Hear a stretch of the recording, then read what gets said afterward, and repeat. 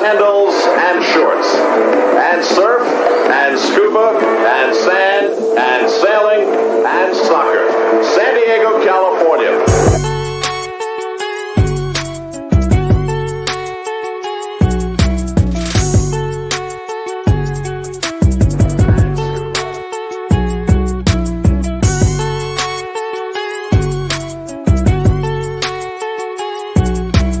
Previously on Two Balls and a Mic.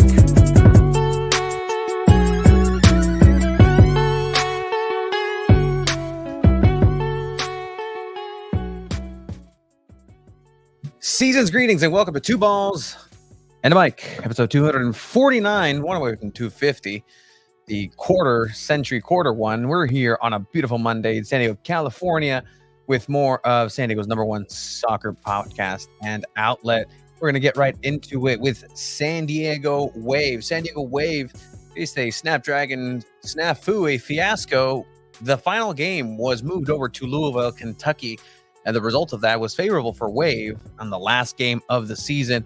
We're going to go ahead and get into that with a fired up, absolutely ready to go, lights out, Abraham Cepeda, the editor-in-chief for San Diego Football. And we're also going to get into the future and what this is going to mean for San Diego Wave moving forward. Does Landon Donovan stay? And as we know, a lot of off-season maneuvers in the vicinity. We're also going to go ahead and talk about SDFC, important dates coming up. The roster is getting built together. Some Chrome Ball tours with that. We'll get into it with the Baller crew. Actually, friends, guests before Esteban Toscano and Brandon, ELSEDD on Instagram. The Baller crew. They're local. Famous. They are local gentlemen. We're also going to go ahead and get into goals, gaffes, and greats. Actually, well, I think start at the top of that, or just start right into Snapdragon. Well, I'm down to dive right into let's go Snapdragon. right into That's Snapdragon the topic because that we got to talk about for we sure. I know Abe are is fired able up. to. Abe is going to be absolutely in stitches, and we're going to bring in Abe, who is absolutely fired up in the little green room here. Abe, hello. What's up, Abe? Hello. I'm ready. I am so ready to talk with you guys. I'm excited.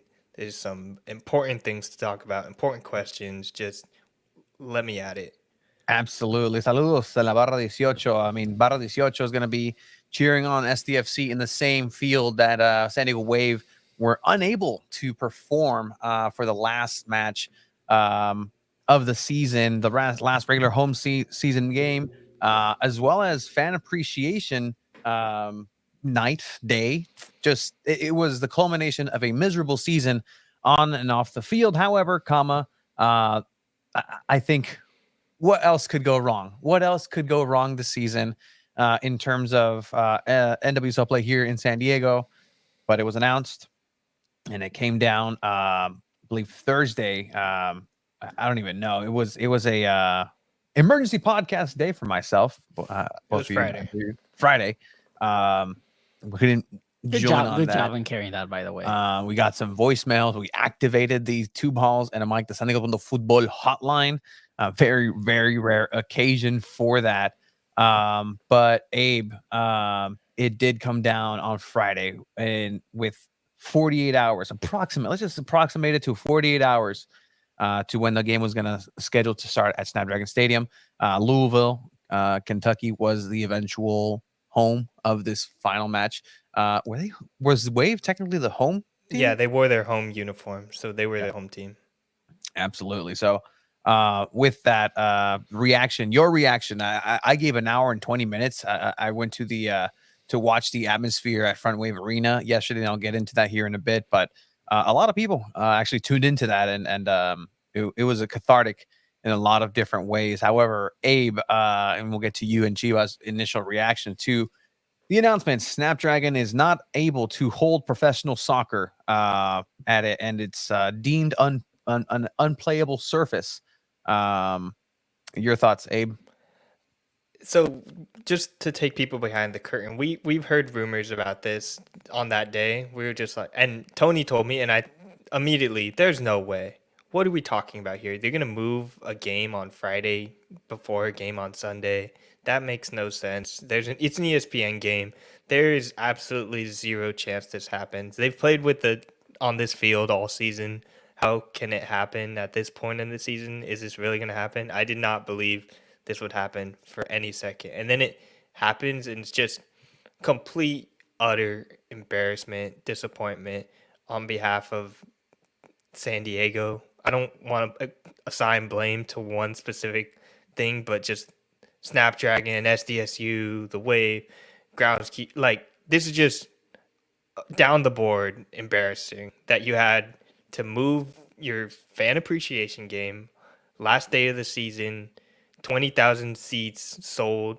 You announce it on social media before letting season ticket members know. It's just dumb. It was such an embarrassing thing for San Diego at large. And that you mentioned it, right? The announcement coming via social media. We had gotten reports right around that time that this was actually moving forward.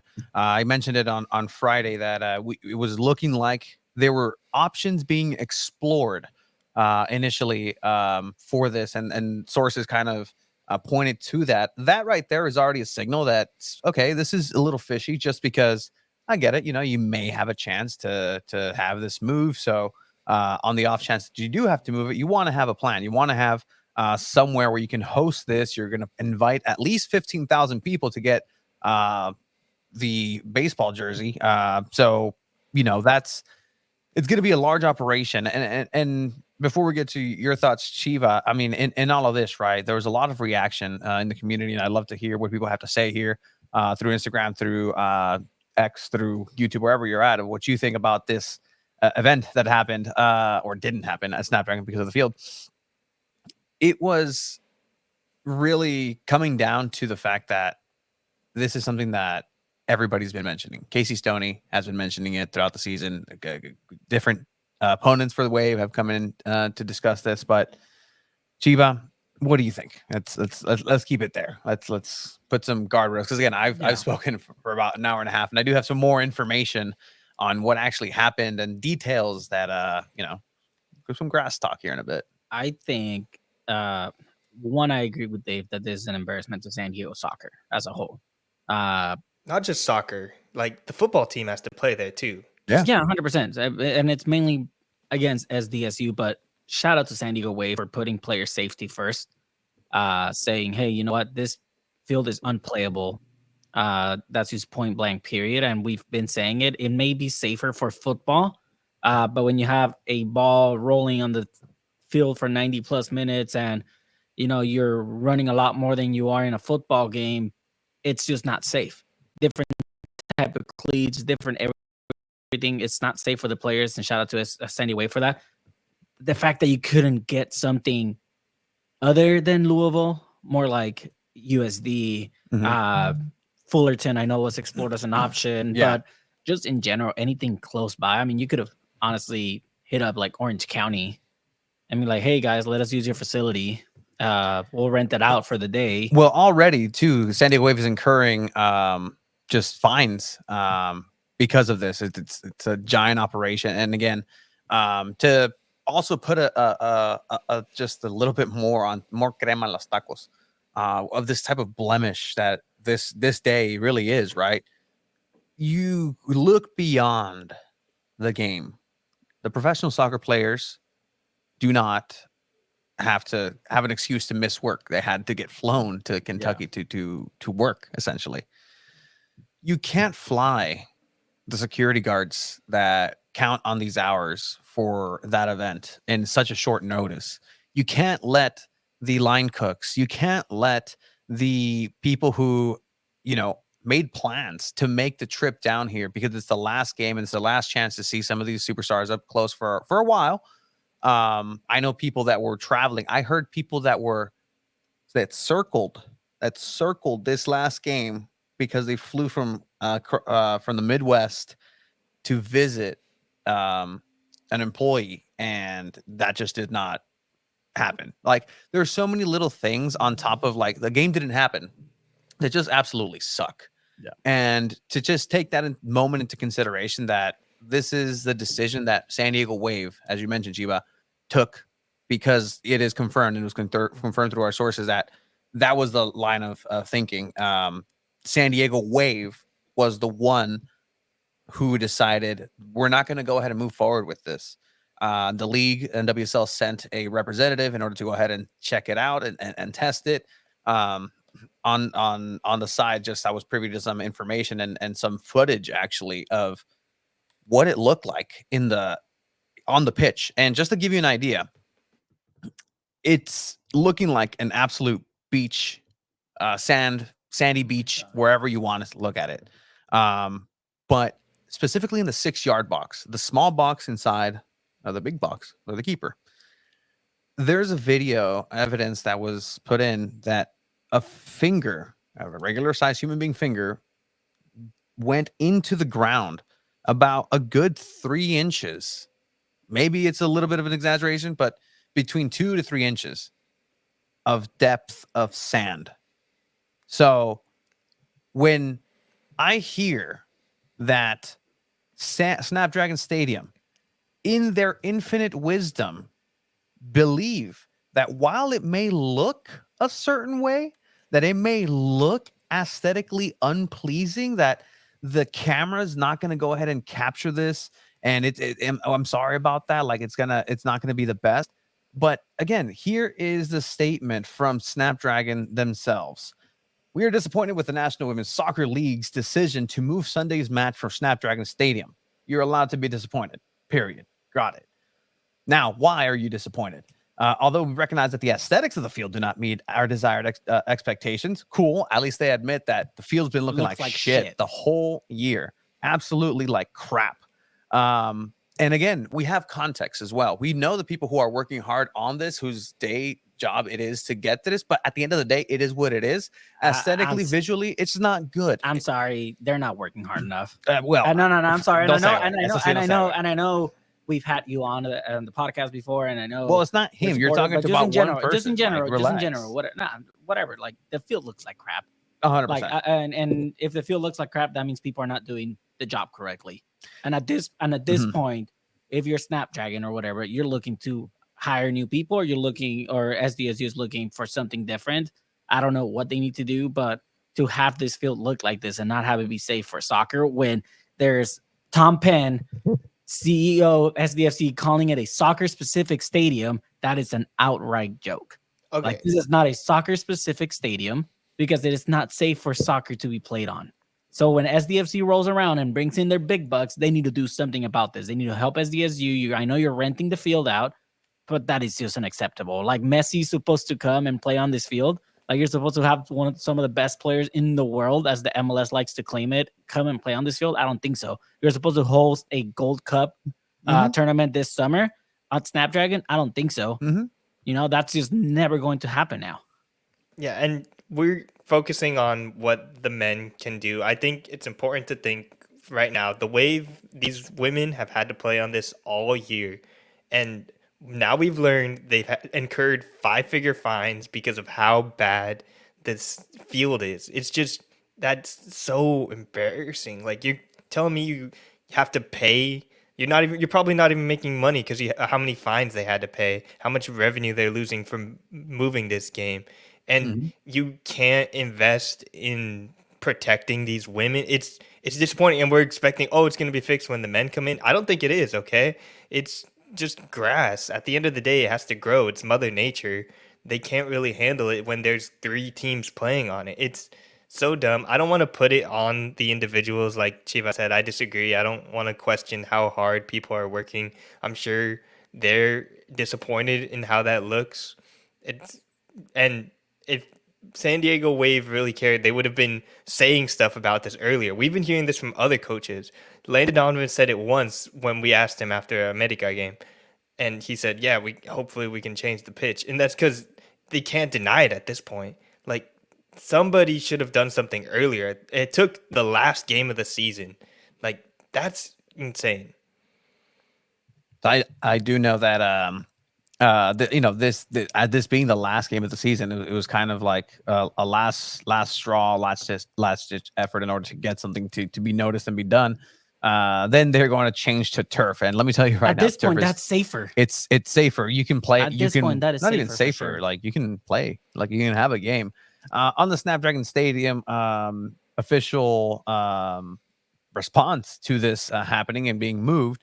Again, on Sunday, they are confident in the readiness to play a match on Sunday in safe conditions. Several factors, including high demand for field use You did and that to weather yourself.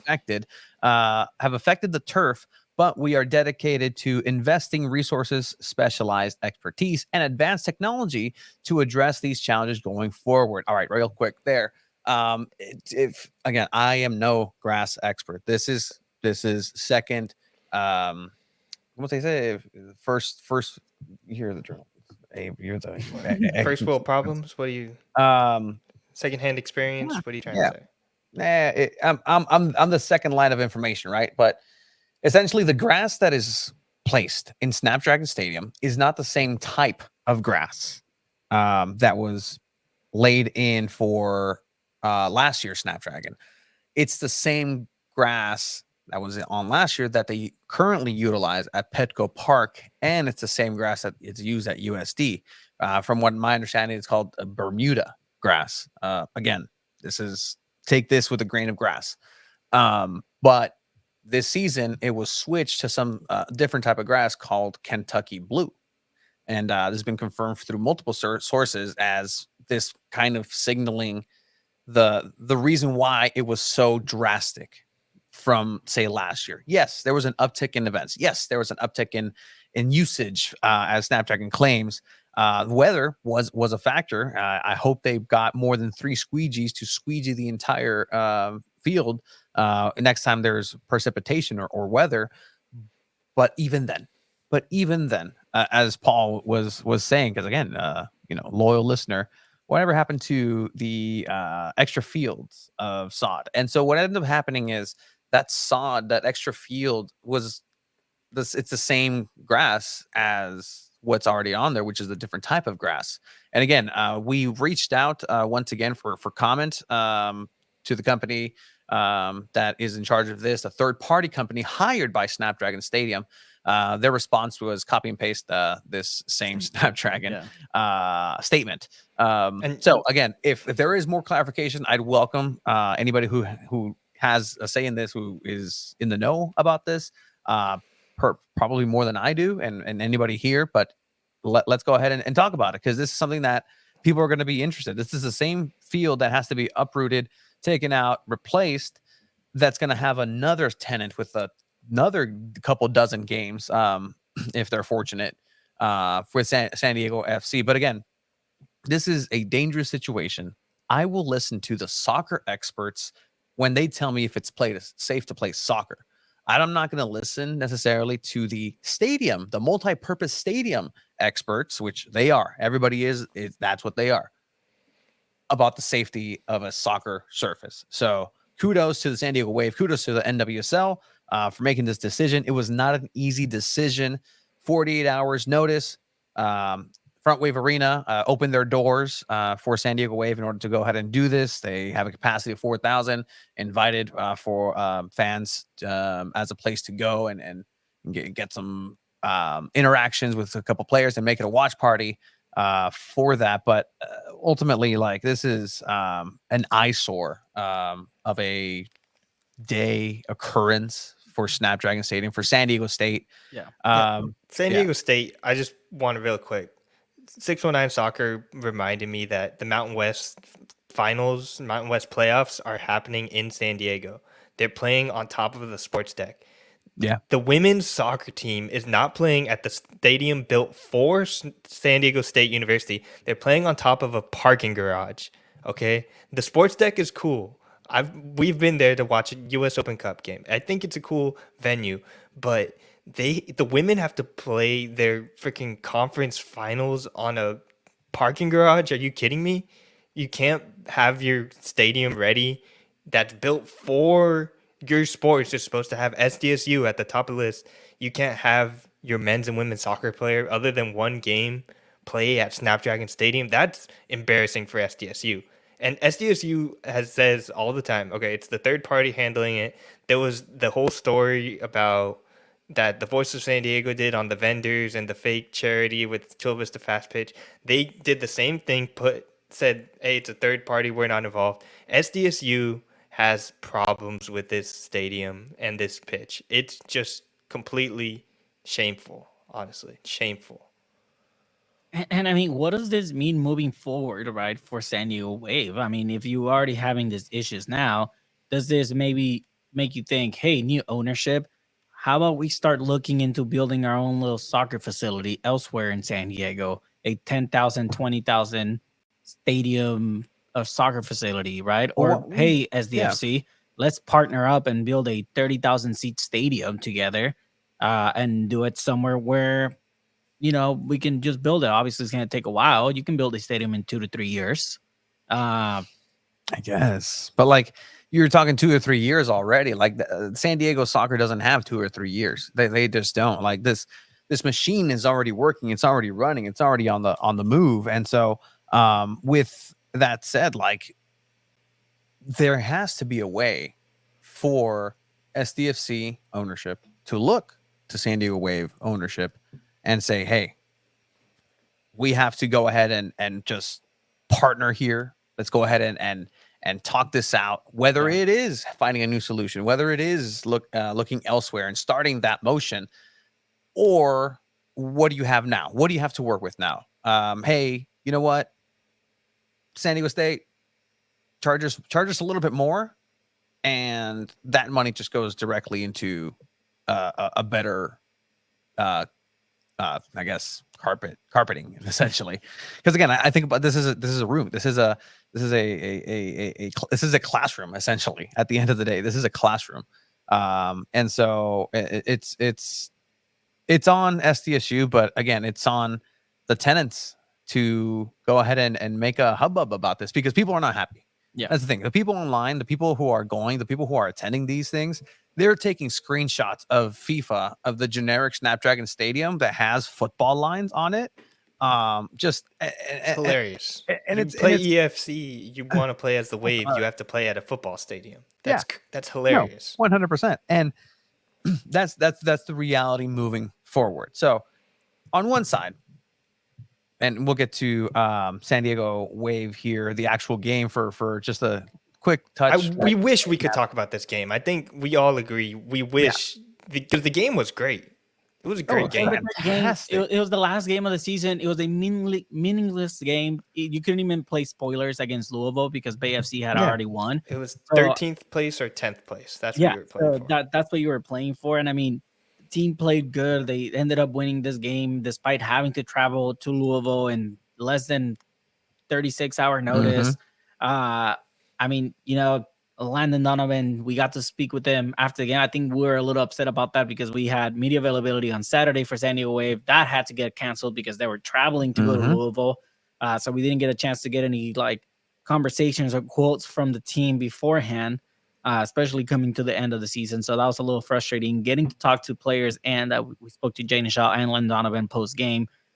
Landon did say things like this make you stronger. And he brought up a good point saying, he's played in CONCACAF for so long. We forget that this is also CONCACAF still. NWSL is part of CONCACAF. Being in this part of the region is being part of CONCACAF. And unfortunately, shit like this happens. San Diego Wave literally got CONCACAF in a way by Snapdragon Stadium.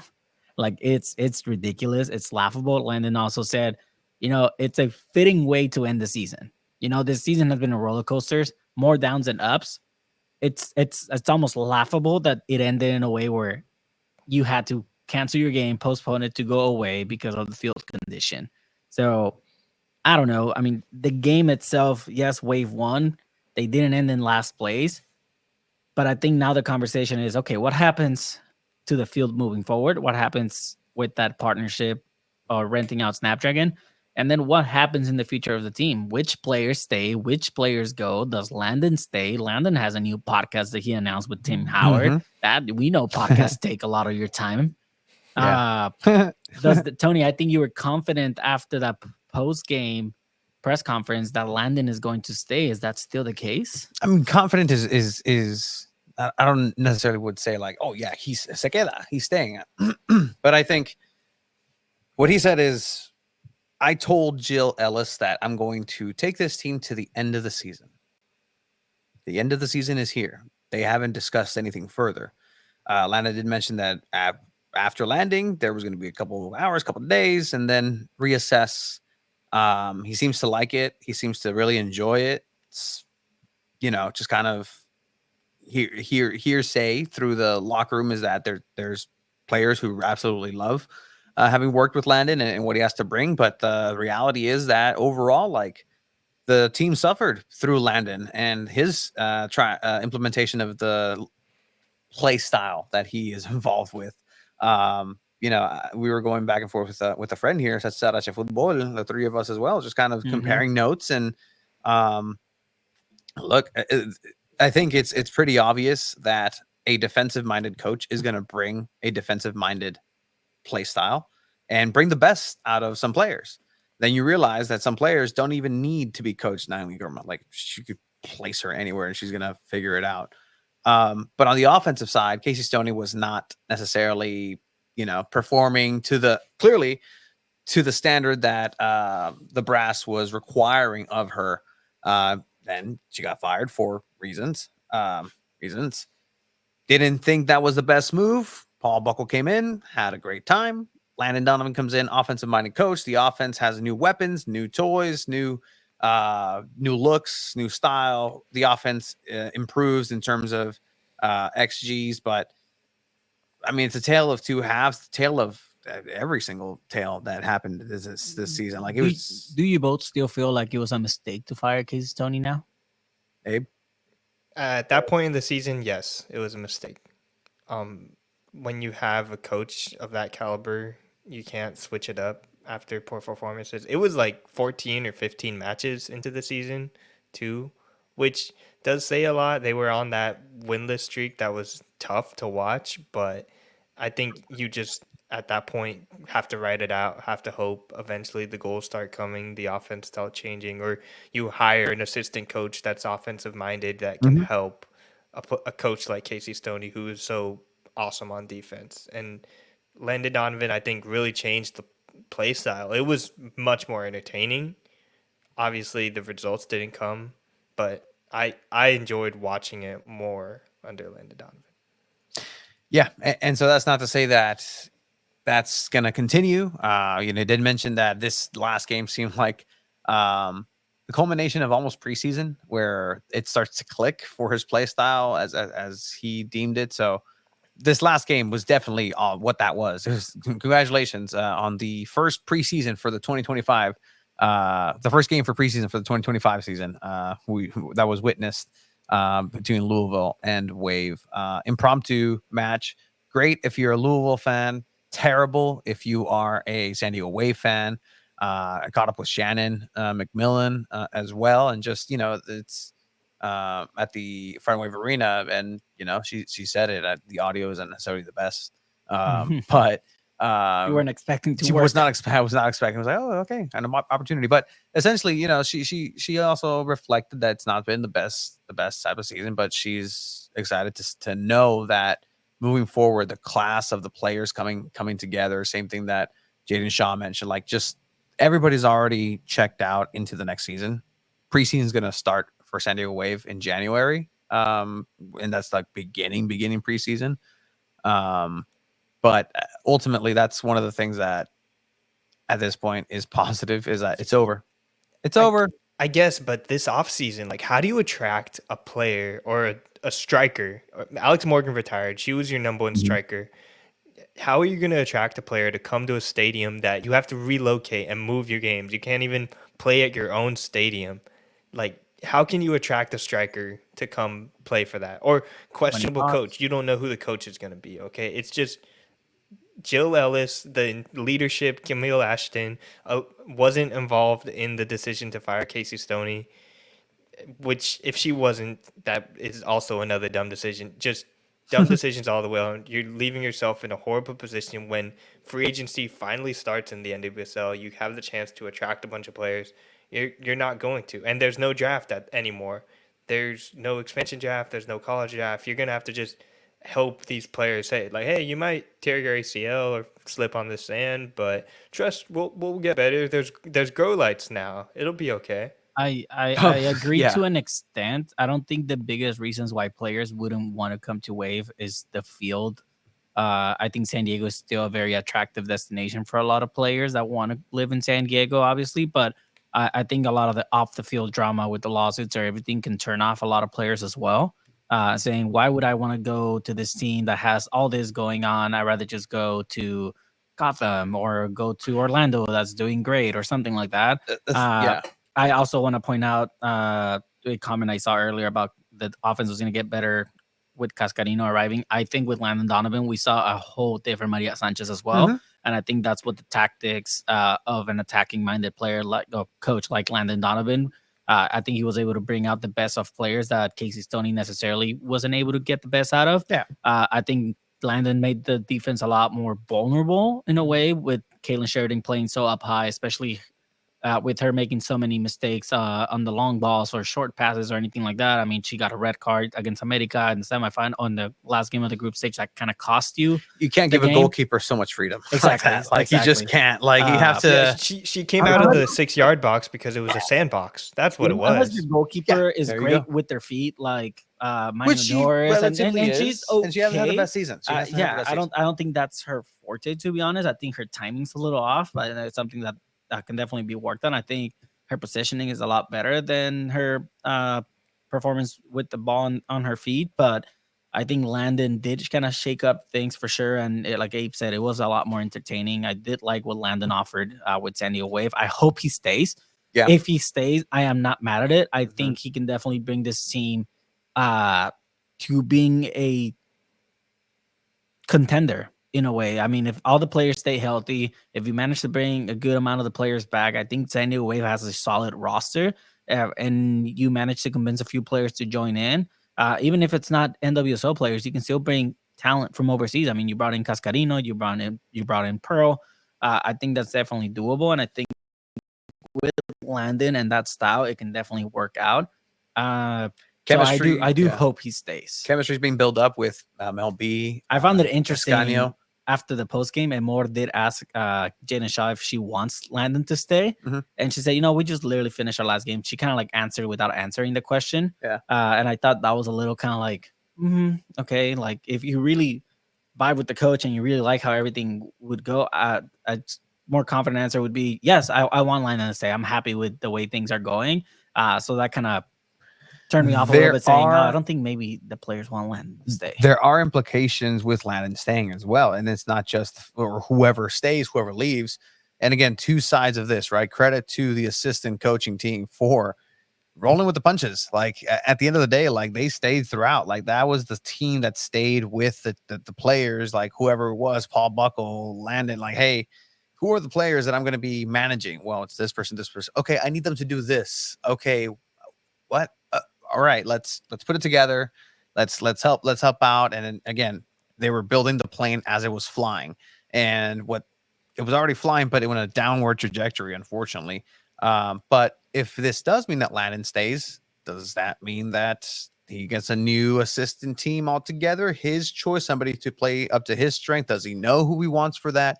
Same thing if Landon's not there, right? It's whoever comes in. If in this global search for a new manager here, they're going to want their input right now.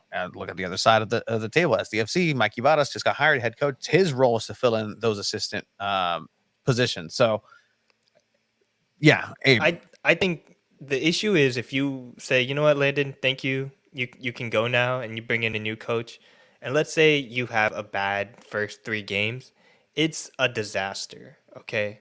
You can't have 4 coaches within a calendar year and none of them work out. That it would just be an even bigger hole. It's hard to imagine like a deeper hole that the Wave could be in, but if you hire the wrong coach, you're just completely taking yourself out. When under Landon Donovan, at least, hey, we're in 10th place. You get a full year. Maybe you can get them into the playoffs. They're going to be better on offense. So at least just from continuity's sake, I think you kind of have to stay with Donovan. Like, you don't hire a coach that brings that kind of dramatic shift in style unless you expect them to build it out over a long period of time.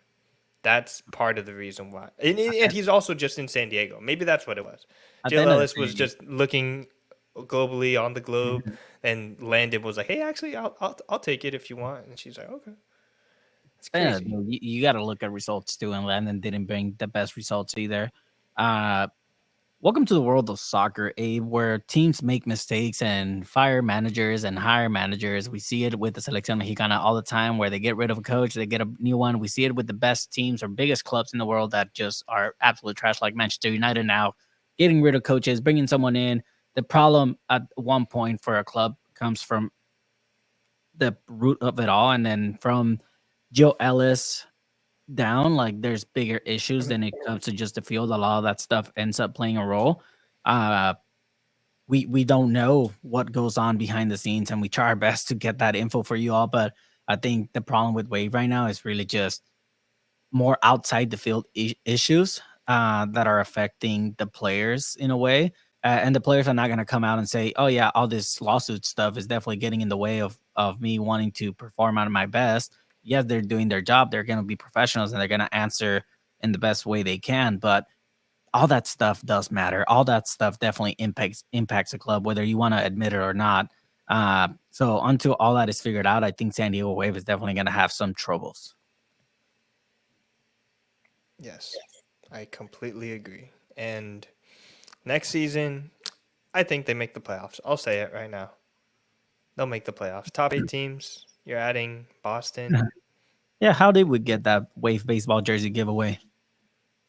It's a nice shirt. Yeah. You were there. Yeah. As media. Someone gave you that? Yeah. It was a media gift. It wasn't. How'd you There's get just, it? You bought it? I have connections. Oh, sources. The boy has sources Yeah. and connections, Abe. I mean, you want it, Jeremy? I'll get you. Ooh. I'm pretty sure that they had 15,000 of them that, Front Wave only holds 4,000. So there's 11,000 of those out there. Keep an eye on your local Goodwills. Yeah, You might exactly. end up seeing those there. Yeah, exactly. David knows. Yeah, media don't get giveaways. 100%. But at the end of the day, this has been an absolute just calamity. Yes. I want to talk about Jaden Shaw real quick. Can I talk about Jaden Shaw? Jaden Yeah. Shaw Talk about spent Jaden 2 Shaw. weeks with the U.S. women's national You're team. Jaden Shaw's biggest op, by the way. Jaden Shaw hates me. She Yeah, has she does. beef with me. She called me out one time at a press conference, but I will give her all the praise for this. She went to 3 matches for the national team, played in all 3. On the last Wednesday, I think it was October 30th, she played a full 90 minutes. She scored in the first U.S. women's national team game. And then she goes, the Wednesday game, October 30th, was played in Louisville. She flies back to San Diego to chill out and then play her home game. Oh, wait, we're going back to Louisville to go play. Her and Naomi Goma have to fly back to Kentucky. Less than 48 hours. They were in 3 states for the national team. Come back to California, that's 4. Go back to Kentucky, that's 5. It's just insane. And then she played a full 78 minutes and scored in like the first 3 minutes for the Wave. Like, I can't imagine having to go through all that. Like, she's 19 years old. I'm sure like it doesn't matter, but it's insane. Shout out to her for being able to perform and actually like earn a spot on the national team too. I think she's earned like multiple call-ups for a while now. It's great to see, but we Was don't that your know if she's going to want to stay in San Diego. Is that your first question to her? Or the second About the travel? Yeah. Yeah, she didn't really answer it though, because I don't think she really even processed it. Because like, how could you? It's like you're going to here, there. It's insane. Yeah, an absolute globetrotter. Her and Naomi Gurma. It was asked, "Hey, what are your thoughts on Naomi Gurma?" And he was like, "She did great out there." Joke by Landon. But ultimately, San Diego Wave win. Maria Sanchez gets her first in league goal. And Savannah McCaskill. And Savannah McCaskill, who by the way, congratulations are in order because with that, she becomes the first player to score in 5 different teams in the NWSL. Abe, Wow. did you know that, Abe? Good for Savannah McCaskill. I did not know that. That's a great stat, Tony. Okay, yes. I'm telling you, she's the truth. That was actually a Chiva stat that I took. Wow. I don't know if he remembered to drop it, but there it is. San Diego Wave, had to bear the brunt of the growing pains of Snapdragon Stadium in terms of soccer. But ultimately, I guess somebody had to do it. Hopefully, everybody comes together. Hopefully, everybody enjoys a long vacation. Tony, that stat is absolutely wrong, by the way. That's not how I told you. Okay, well then correct me as soon You're as a I said it. liar. You're looking at me like an idiot, and then just letting me sit in my own This festering was the stat. stew. Wave posted it. Sixth She player. becomes the 6th player to score for 5 NWSL 6. clubs. So I said first, but in reality, I meant 6th in order to tee you up. Gotcha. And you know what? Save me. Tony spitting fire facts. It's election season, baby. We got the fake news here. We got the fake stats. Make sure you guys go out and vote.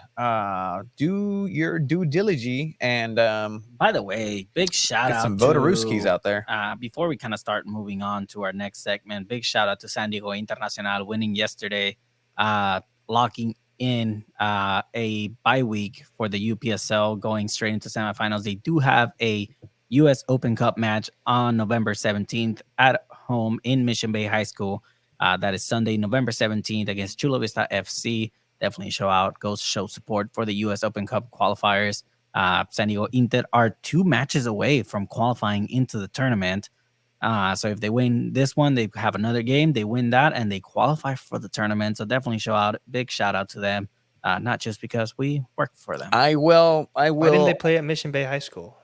They could have. They could have. And They we were could actually have. talking about that on the broadcast last night. Yeah. We're like, it's crazy how a high school pitch is technically safer than Snapdragon Stadium, a $300 million facility with 2 years running is not safe enough for professional soccer. However, an Open Cup can be played on Mission Bay High School. So another open invitation to anybody in the San Diego supporters, that's the San Diego Independent Supporters Group for San Diego FC, or anybody who has and wants to chant.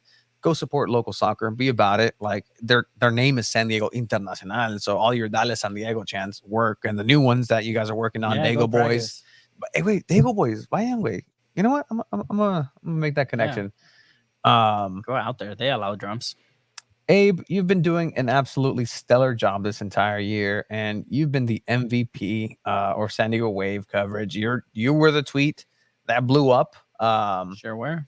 Over the weekend, just lambasting San Diego Wave, on Friday for just a shambolic, just thesaurus right now. And I didn't even include all of the snafus or whatever you want to call them that hit the Wave this season. They didn't make it out of the CONCACAF championship. Mhm. They didn't perform in the Summer Cup, if you want to talk about that.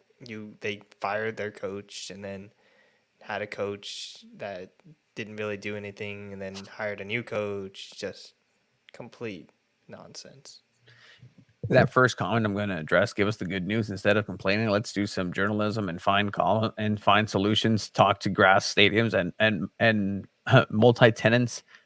And what do they do? You know what? They should. This question should be a Snapdragon question. Like, well, I'm not going to go and talk to other grass stadiums or that's not my prerogative. I don't know what journalism. I don't want to go ahead and do that at all. Give me the good news.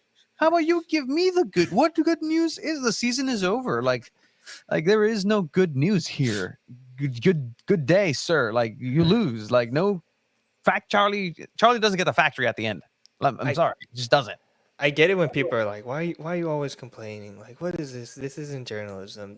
We haven't complained that much about the field. We had the person on that works on the field, the groundskeeper, the head groundskeeper, and he even said the same talking point then. Oh, it looks worse, but actually it feels better. It's not that bad. I think that's a lie at this point. It has been proven to be a lie. They had to move the game. It's completely just dumb. the worst. Why are we case, talking about this? the All right, worst come case on. scenario has happened. Abe is getting his praises sang in the chat. Honestly, it's a privilege to have you here, Abe. People are actually wondering, are you gonna look into SDFC as we're gonna shift gears Cover here? SDFC? Yeah, and right, because Yeah, people like I will. what you have to say. Because again, Woo! you can check everything he does. Breaking news. Abe. Oh, let me se, Se queda. Abe. Se queda. Se San Diego queda. Fútbol. You can check out Abe's columns here. Wave and tumultuous season. So many great adjectives used. It took me a while to find that word. That was chaotic, disastrous. That Yeah. felt too strong. Just Yeah. tumultuous. You end up in 10th place. I thought they were going to be in 13th. I thought it would have. They had a chance at 14th before the other games. Bay FC ended up winning. Bay FC, Abby Dahlkemper in the playoffs. Shout out to Abby Dahlkemper.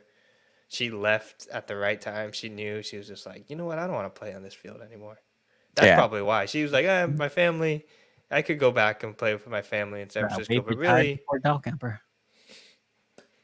Damn. Yeah, it's Damn. crazy. That is insane. Abe, thank you again for your coverage and everything you do. We'll be looking forward to you. We'll bring you back for goals, gaffes, and greats. shout out to my dad. Happy birthday, Dad. 50th birthday. Shout out to Shorty Fook in the chat. Very cool. Let's Love you go. guys. Seriously, Wait, is that your dad, powerhouse. Justin Emiliano Shorty? No, that's my homie. That's my homie. That's my homie. Is that one of your All poker right. homies? Dang. Yeah, we played poker before, actually. Oh, We'll see if two balls in the all mic, right, Sunday with the Shorty. We football. see you, Shorty. Oh, that's disgusting. It's his we'll last see name. if- Like, that's his real name. That's Shorty's is your name? yeah. Damn. Serious. Yeah. Damn. You guys are mean. Come on. I'm not saying anything. I That's didn't name cool. a human being Shorty.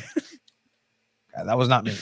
We love you, All Shorty. right, we love you, Shorty. We love you, Abe. We'll put you away here. Have a good one. And this has been the final 2024 coverage. Actually, no, because we will come back next week. Because breaking news: San Diego Football has actually, with the hard work, has been included in voting for accolades for the league and the NWSL. We're going to actually go ahead and break down our thoughts about this once those results do come out. But I think that's a point to kind of highlight, is that great job, thanks to the work Abe has done, and sure, we tagged along. We have a say in end of the season. We get to vote. We Paul get to Buckle, end of the year. manager of the year. Ron I'll say Buckle. it here. That's I'll say it now. exciting. Media, I saw the breakdown. Media get a 25% of the votes. Oh. Like, that's how much of an impact media has. Mhm. In this voting, 50% is players, and then the 25 other percent is, I think, the clubs itself. Yeah. So that's pretty cool. Yeah. That's something That's new something we that's never haven't done. happened to us. San Diego So, Football. Didn't you guys vote for the NWSL championship We did. MVP? Oh yes, that one, yes, but that was all the media people in the stadium. Yeah, no, we get to do a whole season long, so we hope to do that too, and do it for the MLS as well coming in. But with that said, Abe, ahora sí, te voy a poner away because again, this has been Away. the final Bye, coverage of the year for San Diego Punto Football. I'm trying to find the thing. It's okay. You got it. Cool.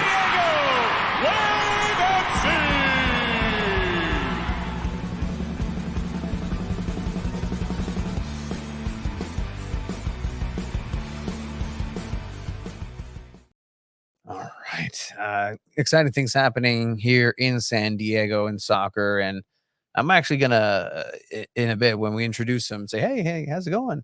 I want to get their thoughts as well about, what they think about the venue that will hold the club that our guests here are gonna be supporting and be fond of over in Snapdragon Stadium. But again, we want to remind everybody and thank everybody who's been supporting for the last 4 years. We do have some news as well as far as what is happening with San Diego Punto Football. There is t-shirts that we're having on pre-sale. Get them. The pre-sale will go through the end of the month. Mhm. And then the turnaround should be relatively quickly. Here You should we get should them be by receiving Christmas. it before Christmas. Before Christmas, it'll be a nice Christmas gift for anyone that loves soccer and supports us again. Know that price is a little steep, but it does help us out in the long run. No, legitimately. Legitimately does help us out, and then we will be coming out with different Is that your friend, dude? merch. It's a sick In the haircut, future, bro. we'll be coming out with hats and different style of shirts as well. So definitely help us out if you can. If you can't, don't worry. We completely understand. And again, those of you who have placed orders already, we thank you so much for that. Big shout out to all of you.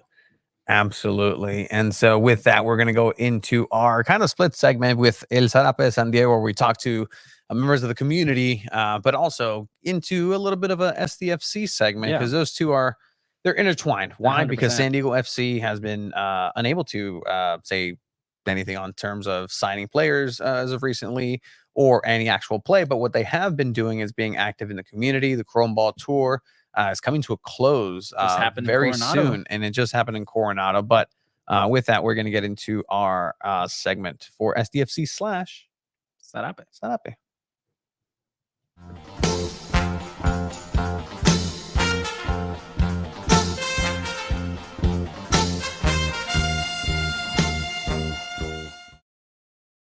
And with that, we're going to go ahead and welcome here some pals that we've come to get to know, to be honest. They have a platform that is actually pretty substantial here locally in San Diego. They actually just rebranded. They just rebranded, and let's hear a little bit from them. Where'd it go? I want to hear more about it.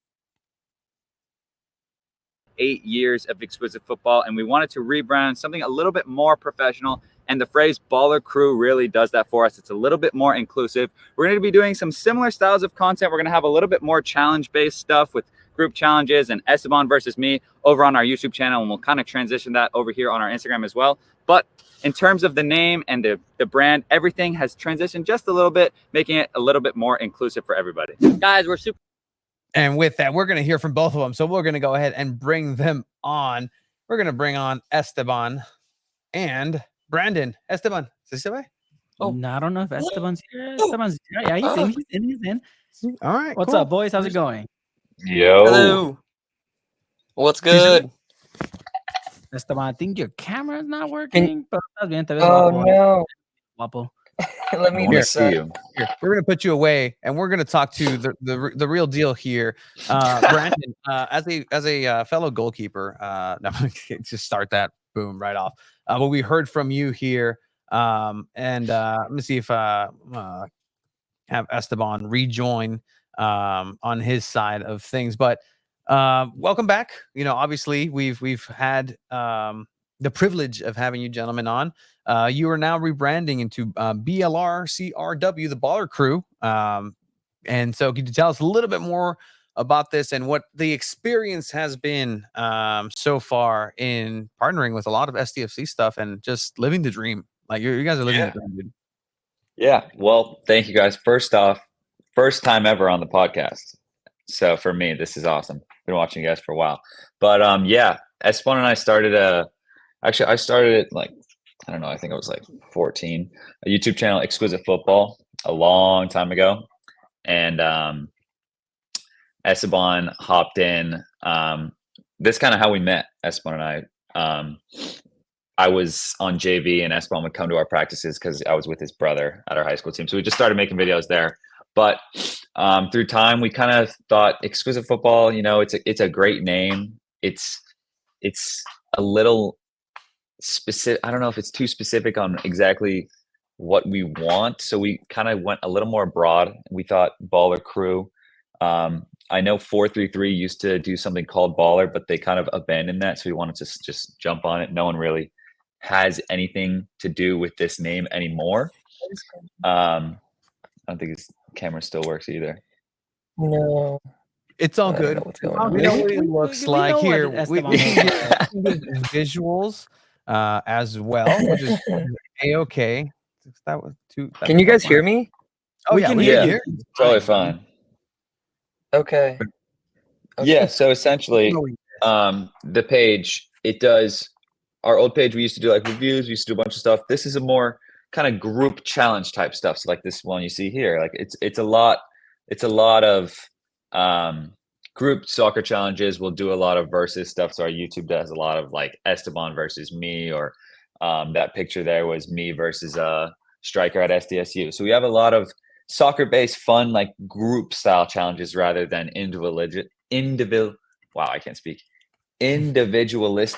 style stuff, because we want to get more inclusive and in that sense. So kind of just around the beautiful game, having fun with it, as you can see there. Yeah. So And honestly, it's awesome. I know there's a lot of creators in San Diego, but no one's really doing exactly what you guys are doing. I know you guys did that video with Gato Goalkeeper, who is very active at the East Lake Soccer League, just kind of posting his content as well and his highlights. But Esteban, I mean, what was it like just the whole rebrand for everything? I know, Tony, we rebranded earlier this year, so we kind of know what it feels like. But what was it like for you, Esteban, just getting that rebrand started?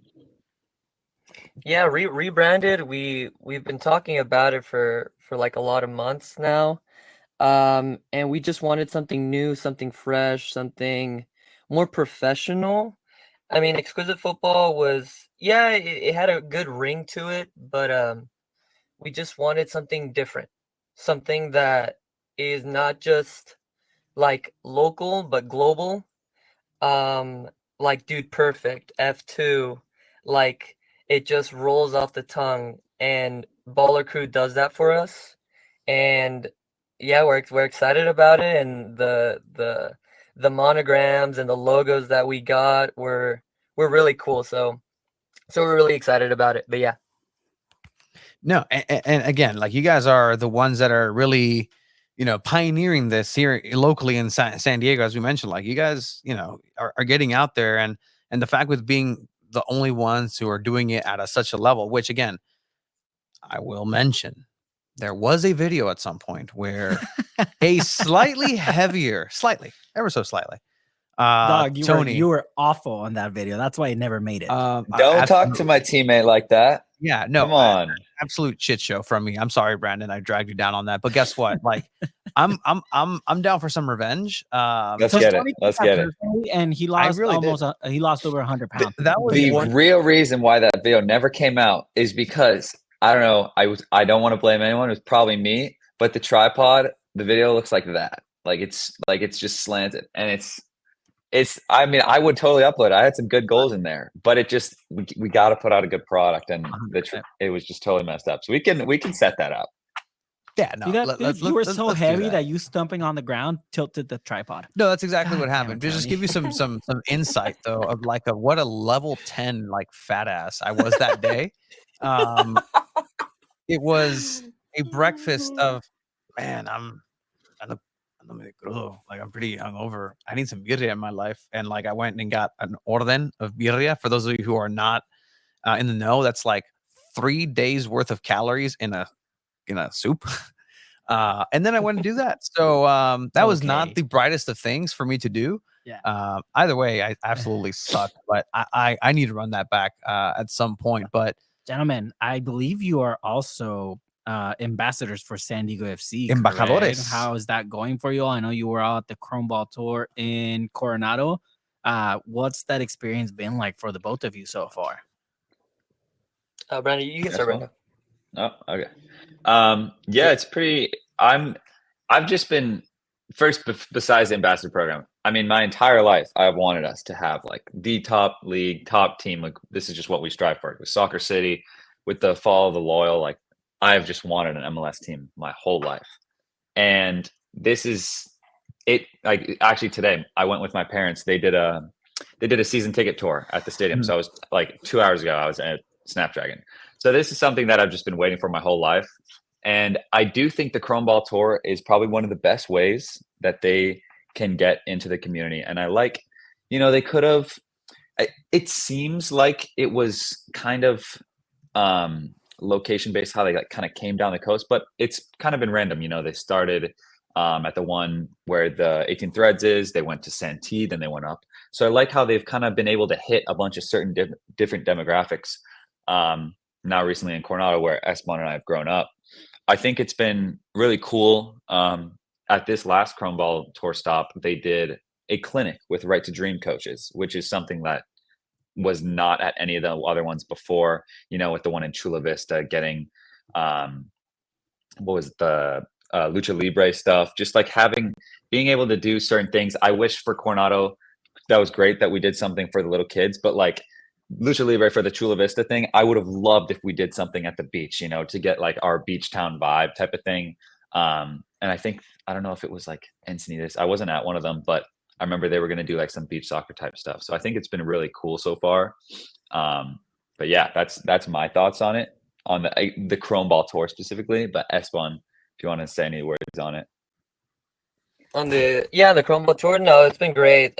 Same thing, like just different demographics, getting different demographics in San Diego, getting different sceneries. I mean, we're going to East County, mountain area, inland, and then like the coast, Encinitas, Solana Beach, Oceanside, Carlsbad, like all these coastal classic seaside towns, Coronado.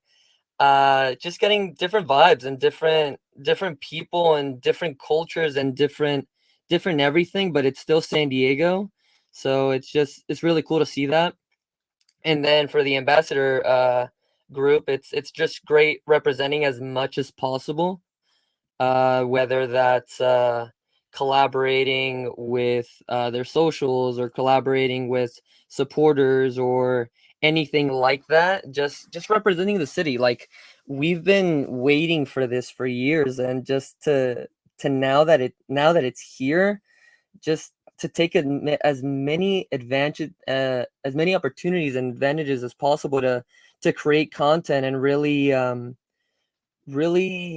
what's the word I want to use? Really express ourselves and really show our city. Our love and passion for the city is really important. So that's kind of what the ambassador program is there for. But yeah, no, it's great. We love it. I definitely gotta agree with you guys. I mean, I grew up in Chula Vista, and just having the Chrome Ball tour in Chula Vista, where I grew up, it definitely does hit different. Tony, I know you haven't got to experience the National City one just yet, where you grew up.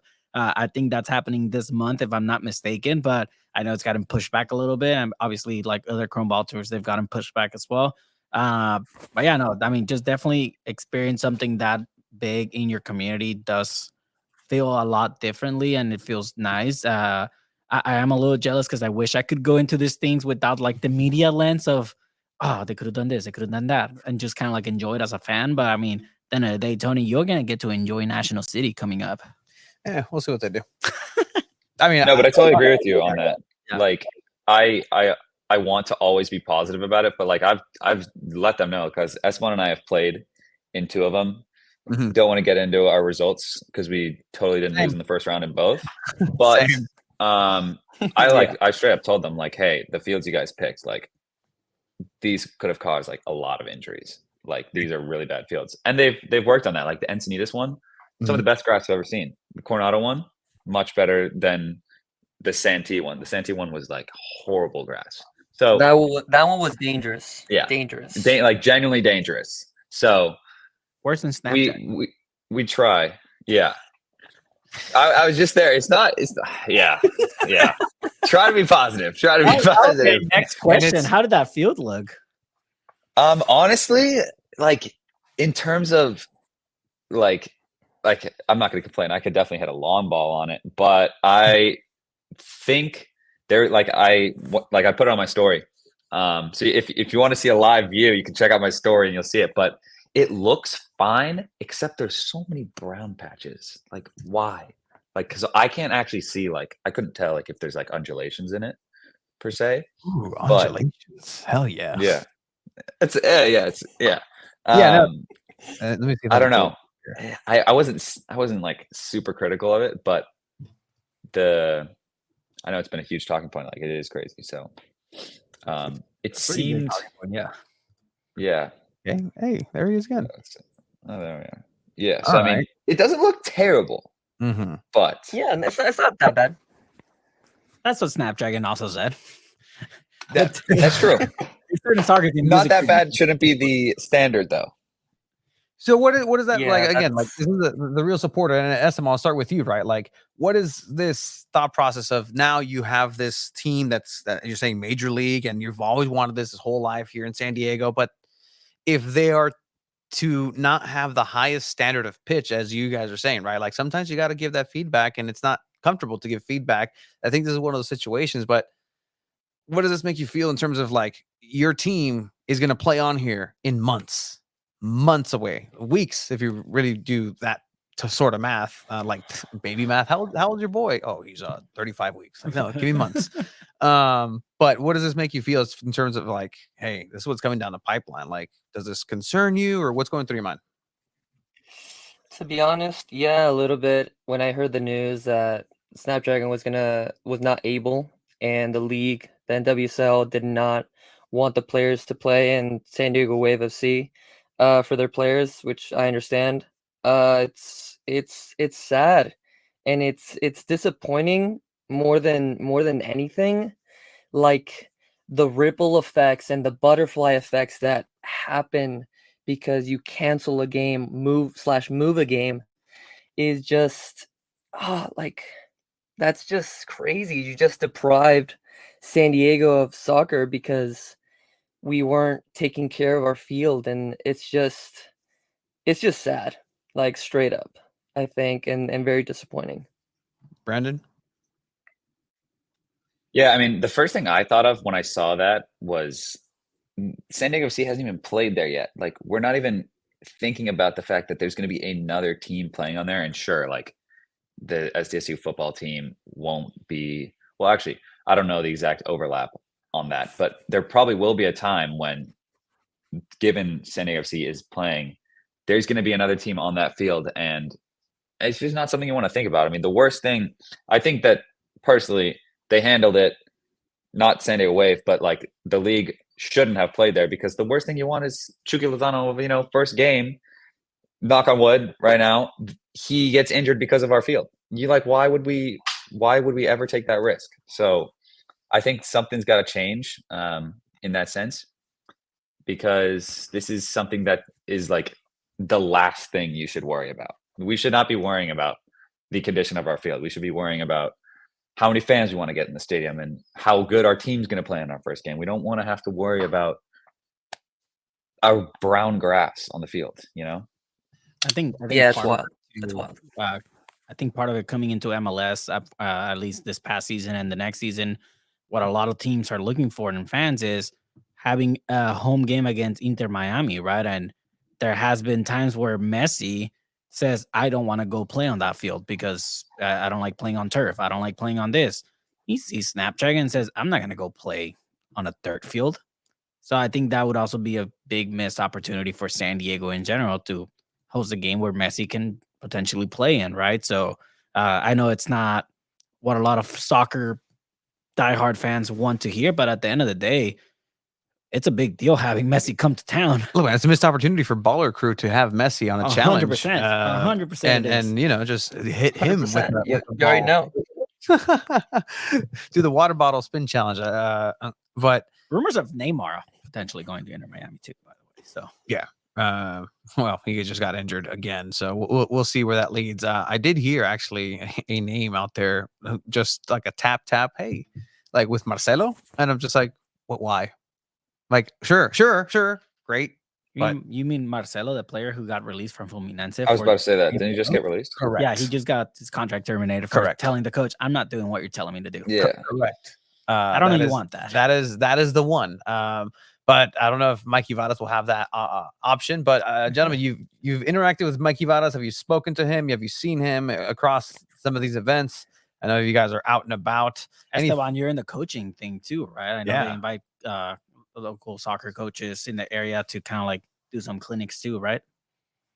Yeah, no, 100%. I've definitely had the pleasure of talking to Coach Mikey Varas, not only at the Community Connect that they did in Singing Hills, but also that event that they did when they announced Mikey Varas at Snapdragon Stadium, and then their whole media rollout and presentation. But he also did an event at the Courtyard in San Diego downtown.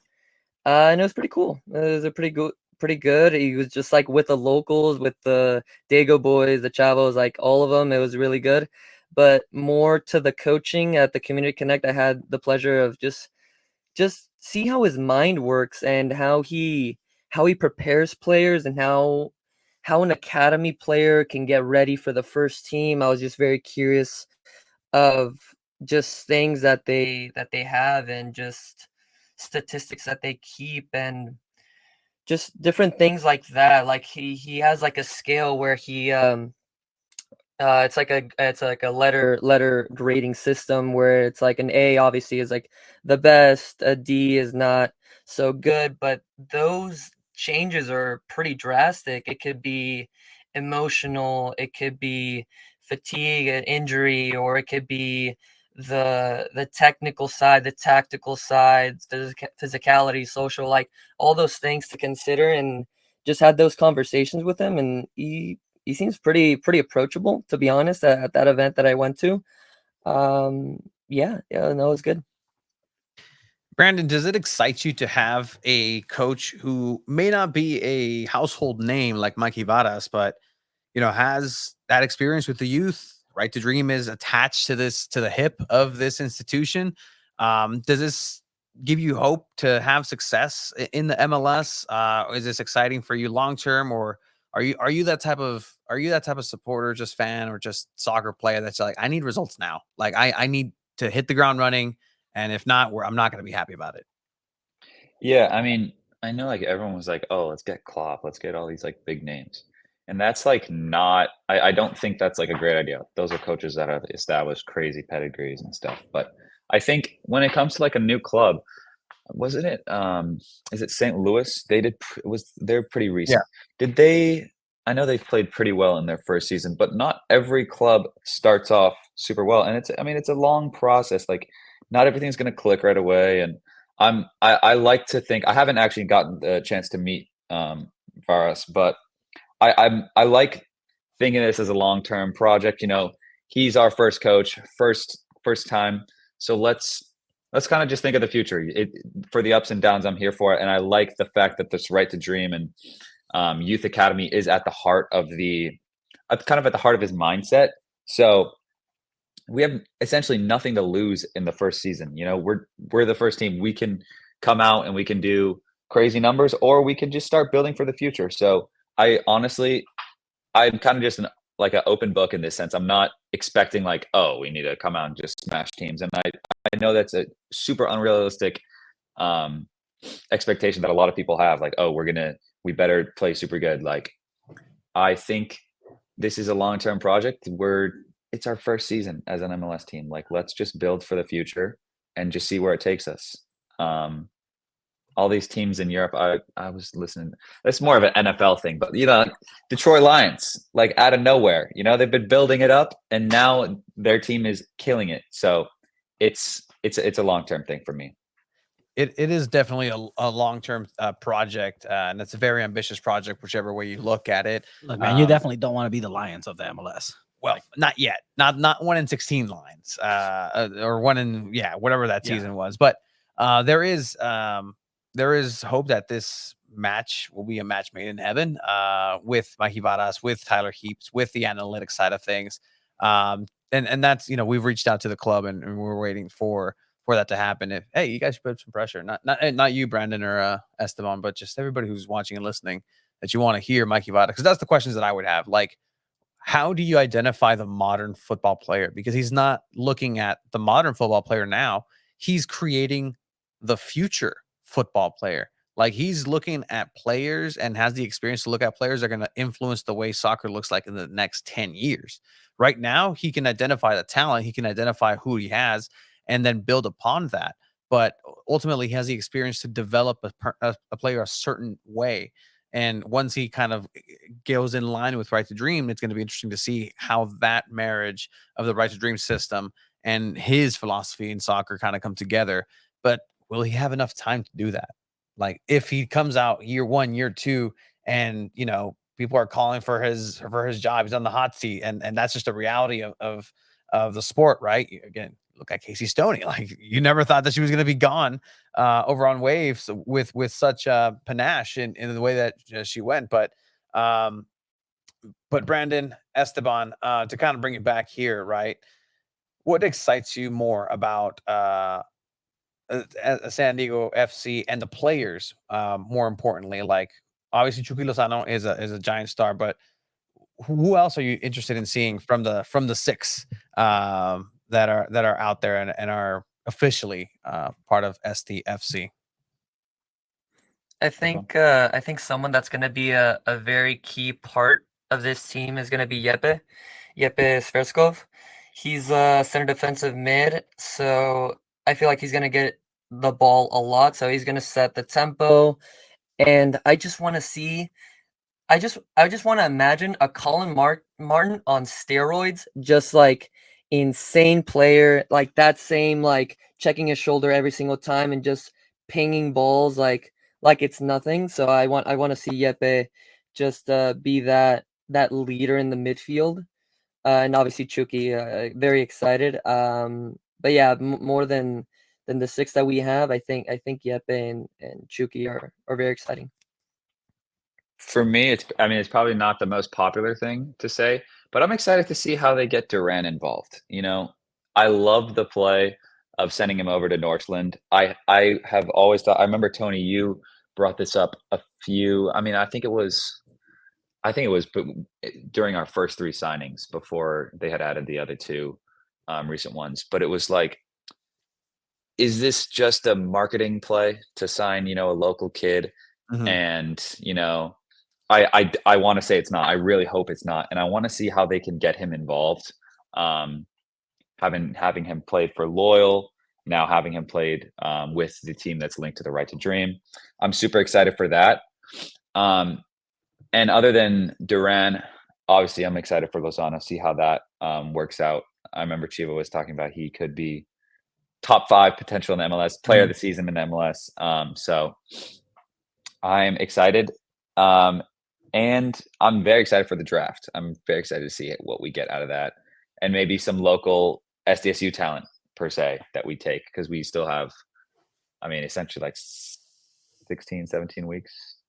And we have 6 players. So Yeah, exactly. And I know that's the big uptick where, the December 11th, the expansion draft is going to be happening. That's 5 picks from current NFL, MLS teams. 12 are protected. That's going to be December 11th. And I think we've already discussed this. I'm not sure if it's official out there, but this is going to take place in San Diego at Snapdragon Stadium. The College Showcase, December 11th through the 14th. That's happening also here locally. December 12th, the day after, is when free agency does open. Sources do say that at this point, those names have already kind of been identified. Once that light clicks and turns green, December 12th is that beginning stage of you're going to start seeing a lot of those roster spots being filled out. Due to obviously negotiation and windows, you can't approach a player during a certain time just yet, but just know that that's going to be an uptick. The Super Draft 2024 is going to be on December 20th. And then boom, January 25th, I believe January 13th is the first preseason, just anything event for SDFC. That's when they officially can start preseason. From what we heard, actually, from our friend show, Craig Elston, Andy Elston, Mikey Vadas was on there. He said, yeah, don't expect to have a full squad at that first preseason day. Just don't expect that. It's not going to happen that way as it rolls. And that just happens anywhere, right? Where the preseason rolls in, yeah, you have a core of players that are going to start to getting to know each other, knowing each other's names, tendencies. But then you start adding as you go through preseason, and just once you start moving along with the games themselves, then you start fleshing out who that 11 is going to be. A lot of inflooding input from the Right to Dream Academy in Ghana, and obviously from Denmark. But that's just the plans are in place. It's just a matter of timing, and boom, and then you're going to get your full roster, Brandon, that you, along with the rest of San Diego, has been clamoring for. But Esteban, Brandon, we love having you on because again, you guys have a hand on the pulse of just what's out there in terms of the smart, intelligent soccer viewer and who is passionate about the game locally in San Diego. So as a fellow San Diegan, thank you guys for doing such a fantastic job in representing the city, representing Coronado, representing everybody in this area well. And I hope you guys continue with success. What can people expect coming out more in terms of Baller Crew and content that they'll see from there? Yeah, we are trying. We've started. So we've been doing a lot of on our YouTube. We do this thing called the Ultimate Shooting Challenge, where I take on a creator, a professional, a D1 athlete. I'm 1 and 2 in those now. But we just started one with Esteban called the Ultimate Goalkeeper Challenge, and Esteban started off 1-0, so that's pretty good. So we could see a few more of those. Little tidbit is that I'm actually 3-0, but we didn't like the way it ended, so we redid them both. But you guys can expect some more stuff like that. I had to put that in there, but yeah. Love that. And you can find that YouTube page. Let me share this and throw it up here. It's going to go ahead and be Baller Crew, BLR Crew on YouTube as well. Hey, I know that guy. Yes, sir. Both of Yes, them guys. sir. We just passed 10K on YouTube. Heck yeah, Hell yeah. guys. Hell yeah. You guys are doing big things. Continue it here in San Diego, lads. You guys are doing fantastic. And let me get that let me run that back. Redemption. Let's run that back. Let's run that back, Tony. We will. Let's do it. Absolutely embarrassing. I hope that footage makes it out. If you guys don't need it, like I will have it. Work it. I will work it. Let me have it, and I'll see what I can do. Tony's gonna cry how he looks. Esteban, keep at it with the Grub Adventures as well. I've loved seeing that. Yes. Oh, thank you. Yes. Thank you. Yeah, absolutely. It's just a different type of content that I wanted to make. Sometimes I see kids just eating really bad, and like just getting to show them like actual like good food that tastes really really good is really important. And I'm a coach as well, so I give these tips to my players and where to eat after a game so that they're not eating just tenders and fries and what have you. But yeah, no, it's exciting. Go follow us for Ballers by Ballers. Join the crew. As I had a Wingstop this past weekend. Yeah, that's what I was trying to save you. Yeah, trouble 100%. of tendies and fries, especially post match. But Esteban, Brandon, we really appreciate your time. Let's do it again as we get closer to the kickoff of SDFC season in February 2025 locally here, March 1st. Where as we get closer, we'll talk more about that actual first game locally and away for San Diego City. But gentlemen, we appreciate your time. Let us know once again where you can find you. Thank you, guys. 100%. It'll be at on Baller Crew. Oh, you go. Go ahead. On Baller Crew on Instagram, TikTok, YouTube. It's the same BLRCRW, but it's spelled Baller Crew, BLRCREW. Follow us there. 10K on YouTube. 2.4 on Instagram, and then not that many on TikTok because we started that one pretty early, pretty late. But yeah, follow us, guys. I'm sorry about my screen. I couldn't figure it out. I was like stressing trying to get a picture, but I couldn't figure it out. Sorry. It's all good. No we know what you look like, and it's fine. If they don't, you can go ahead and find it at BLRCRW. That is the name, Baller Crew. Shout out, gentlemen. Thank you guys for coming by, and we appreciate you. And we'll see you guys. Have a good night, guys. Later. Yes, sir. Peace.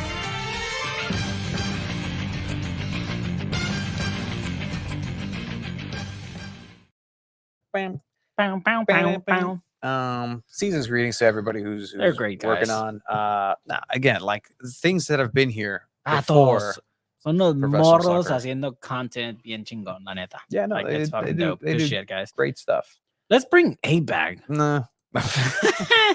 Let's bring 8 back We for our must. last segment of goals, gaps, It's and hard to great. follow. They were great. They had like so many measured takes about SDFC. Like honestly, SDFC 100%. should listen to how they like build up their team because the way like some of the coaches, obviously you're gonna hype up your team, but I think Brandon said it really well. Just like, hey, you know what? This is a building thing. Like, if you really want to build a project, that's kind of what you got to do. You got to not worry so much about year one. Yeah, no, it is coming out though, and you know, like that information is kind of out there as far as how the roster is going to be filled out for SDFC through the draft, the expansion draft, and free agency. There is a big splash. I don't know if it's going to be a big splash in comparison to Chucky Lozano. I don't think we're going to see another event like that, which is a massive undertaking in general for a big signing, granted. But there's still one fish out there for STFC that they're looking at to make a big splash for. So just be on the lookout for that. Another DP signing at the end of November, beginnings of December is what I'm hearing for that. So let's see how that develops. Neymar, that'd be interesting. I mean, Ramos, that's still out there. Marcelo now. Kevin De Bruyne. I've been asked more about Memo Kevin Ochoa than I have about the team in general. Memo Ochoa be the gaff. You want to see where Memo Ochoa is? Memo Ochoa, we're gonna hold on. We're gonna go ahead and get started with our goals, gaffs, and great segment. That always happens. Always happens. It's okay. It's okay. It's named Conan because this is the sound of Conan's YouTube intro for his early YouTube show. We're gonna start having honorable mentions in goals, gaffs, and greats. And the first honorable mention that we're gonna introduce is Don Memo Ochoa. Do you have it? That's is it in the chat? Did I send it? Well, yeah, you got to set me up for this. So if you don't know, if you're not familiar around here, Chiba, explain goals, gaffs, and greats. Yeah, what goals, gaffs, and greats is we get sent our way or we look out throughout the week. What is the goal of the week for us? What is the gaff of the week? Just kind of like pretty much the joke of the week. And then we also have our great of the week where we highlight the great talents of the week, whether it's from San Diego, around the world, anybody and anyone can definitely win this. I think Tony's had Joe Corona win goal of the game, goal of the week, and he had no idea what we were talking about. I am going to try to find it, Tony, but if you want to pull up our goal of the week, might as well pull up our goal of the week first. Let's start up with goals of the week, and this was actually a difficult one. You did get a couple of them sent. Shout out to Kickleball Pod that was in chat here, who is going to be here in San Diego. We're going to bring him on actually to explore what the college draft is going to be looking like and what San Diego FC should be looking into here when it comes to the college talent pool. They're keeping us in the loop, I'm not going to lie, and keeping us on point with USD soccer as well. They have a fantastic program. Yeah, nice service. Hey, can you post the link for the shirt again? Yeah, I got you. We'll go ahead and do that here in a bit. Private chat. There it is. All right, where'd it go? So we actually had a goal decided, and then out of nowhere, this came up in talking about San Diego State and their fantastic facilities to play soccer on over on the sports deck. Unfortunately, not the $300 million stadium that they just shook down a couple of institutions for, but SDFU women, the women's team is actually doing very well, moving into the playoffs, and eventually winning this match here with what I think is a fantastic goal. We'll go ahead and start it off right here. Mentality of her, right? I mean, that's what she does. And Trevethick with the right, searching it. Trevethick with her second goal of the game here, 15 minutes into the game. SDSU goes to win this one 3-1. This is just an absolute banger, just cutting in with the back heel and then just curling it on the top right. I mean, anything the goalkeeper could have done. I always like to ask you if the goalkeeper could do in any goal or what they could do. Is there anything, Tony, here? Be taller. Yeah, be taller. I mean, I think the positioning's a little off. like right there, she's already made the cut, and there's still 1, 2, 3, 4, 5 players in black for UNLV that have not realized that they're going the wrong way. Like she's already setting up for the next move before she adjusts. Boom, she adjusts. Everybody's like, "What? What's going on here?" Too late. Brujeria. Great shot from outside. That's again, if I'm a goalkeeper, you just do that out of courtesy for a fantastic shot. Like that's not for you. You could have just stayed there. You could have just stayed there and not moved. It would have been the same thing. You could have just. But you know what? Let's make the goal look better. Nothing. What a goal! It's just the way it dips down. I think it was unreachable for the goalkeeper, no matter what.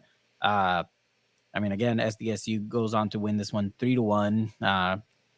Playing in a pretty nice playable field, sports deck. Yeah, I think they played the semifinals on Wednesday for the Mountain West Conference. So if you're in the college area and you want to watch a soccer team play on an actual playable surface, go check it out. Playable surface owned by SDSU, I guess. Well, but I mean, déjame tomar mi té. We're going to go ahead and move on with our great of the week. It is a shared great of the week. So a couple of individuals that participated in their own respective World Cups. We had the San Diego team representing Team USA in the ISFA Street World Cup in Riga, Latvia this weekend, making it all the way to the semifinals, tying the game with 10 seconds to go. Actually, it probably was 5 seconds to go, tying it 2-2, going into the 1v1 after the game, just the rules that the street tournament has. And unfortunately losing to the Netherlands in that 1v1. They ended up winning third place, I think, for the foul, if I'm not mistaken. By default, yes. By default. So they ended up winning the bronze third place in the ISFA Street World Cup. Big shout out to them. And then also winning third place in their Under 17 World Cup. Melanie Barcenas and Kimi Ascanio winning third place in the Under 17 World Cup as well. So San Diego getting third place overall in their respective World Cups. I think that deserves the play of the week, if you guys agree with me. Yeah, so San Diego is bronze all around. And again, just a massive, massive shout out to everybody in San Diego who, clearly did their part in terms of putting it together. This was a collective effort of soccer by a lot of the people that have been here before the professional team, the professional stage, before anything happened. They put it together along with this rogue organization and put a fantastic example of what it could be done here locally with the help of TVX. We did the nationals over in LA.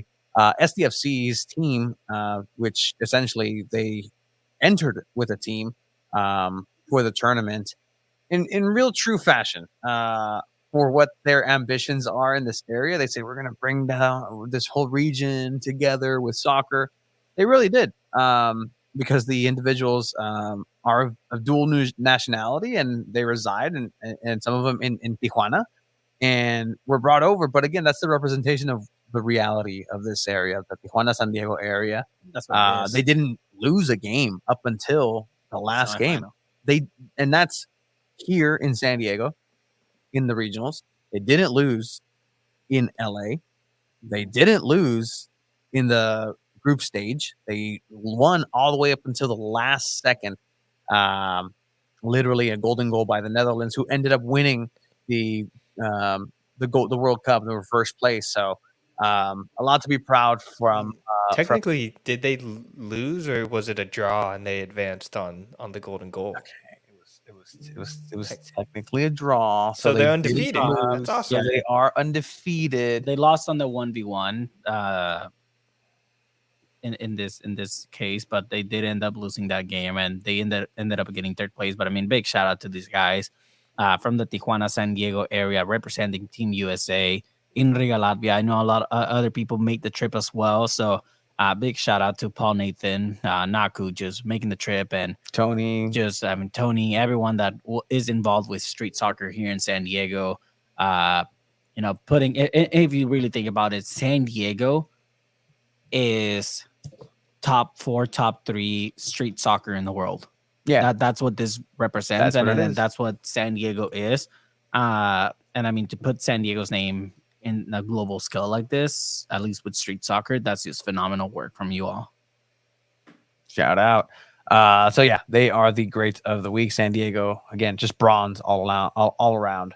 And Kimi Ascanio and Melanie Barcenas.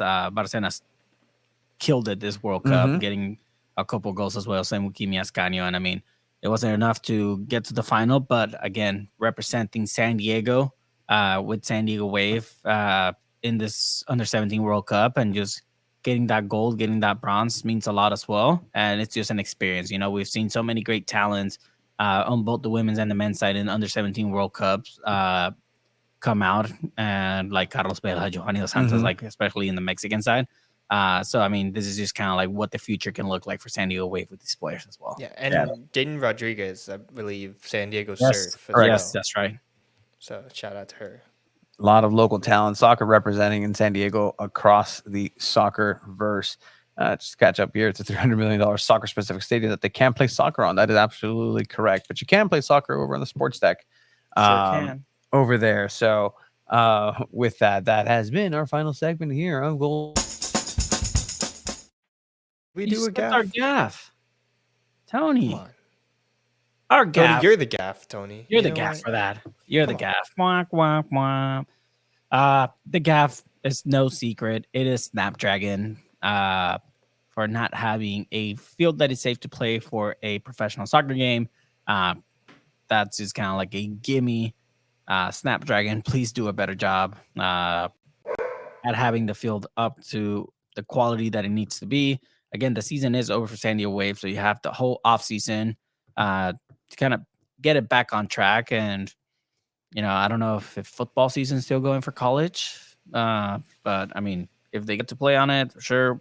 But I mean, do we all agree Snapdragon being the gaff of the week? No question. Yes. No question here. And just I hope this is a wake up call for people who can actually do something about it, because the people who are paying to go with their hard earned money to watch professional soccer here, as it was promised, shouldn't be the only ones upset about this. Because they're gonna go watch their stars. They're gonna watch and support their city regardless. But I think the people who should be outraged and absolutely up in arms are the people who are going to be welcoming and trying to have this high level, supposedly, in this stadium that, I mean, already seems outdated. I'm sorry. It just already seems outdated 2 years into it, $300 million. It's very modular, but very gaffy. It's kind of like a ring your fingers. Like, is this going to continue? Is this not? We'll see. Again, we will wait with bated breath to see if we can get more insight into grass talk. Because again, I don't want to speak out of turn. I'm not a gardener, it's not my area of expertise, but either way, this should not be happening. And stop, like, grow lights. Are you running the back of a dispensary here? Like, Petco has grow lights. Our friend Bernie Wilson from the Associated Press always posts a picture from Petco when the game's over, and you can see where the grow lights are, where it's the specific affected areas. So that might help a little bit, but it's a huge field. It's not like they're just gonna change the LED lights into grow lights. That would be kind of funny if they just made the actual lights grow lights and it was just yellow, and you're just driving by on the freeway and you look and it's like, why is it yellow? It's for the field. Yeah, it needs a UV temperature to be turned up. But yeah, no, that's the absolute gaff of the week is Snapdragon Stadium. Honorable mention, we were talking about you found it. Ochoa. Honorable mention for gaff of the week, as he has this lamentable. It's absolutely sad. Scored on, blaming the sun. What are we doing, Memo? But like, when he puts on a Mexico jersey, he definitely turns into the best He goalkeeper avoided in it. the world. He avoided it. Like, then you make yourself bigger. Let that thing hit you in the face, dude. Like, that's all. It's all. No. This is what people wanted in San Diego FC and still call for San Diego FC. So Yeah, still do. uh, But it is what it is. How about Ache Ache? Did you guys see that this weekend? he Yeah, was also a despicable. gaff, spitting on the ref. Spitting on the ref. Again, the gaff was last week with the MLS playoff structure. Estadio Ciudad de los Deportes saw what happened with Snapdragon and got jealous. Yeah, so America did have to find a new venue after needing to find a new venue over on the Mexican side of things. But I think this is a good spot to go ahead and call it a day. I think we released a lot. Shout out to the Sirens who made their way up to Front Wave Arena and have been trucking along this season as well, supporting and being about San Diego. At the end of the day, people across the internet verse can say whatever they want. But I think what I saw yesterday at Front Wave Arena shows what San Diego soccer is all about. And San Diegans care about each other. And let's keep it that way. So good job, San Diego. At the end of the day, this has been another episode of Two Balls and a Mic. You can go ahead and check out the pre-order. Oh, there we go. You can check out the pre-order of the jerseys, the shirts for San Diego Football over on our website, San Diego Football/Cantina. And you can go ahead and check that out right there. Pre-order. We saw some proofs. I'll be proud to wear it. And check us out next week for our 250th episode, where we're going to be having some nice little challenges and games planned ahead for that episode. Since there won't be really any waves to talk about, we got to fill in some time with some challenges and games. And we'll celebrate 250 episodes of Two Balls and a Mic. Retrospective here, Abe. Thank you for all your work. We're going to be looking forward to your work with SDFC. Go get some rest. This has been San Diego Football forever. Bye.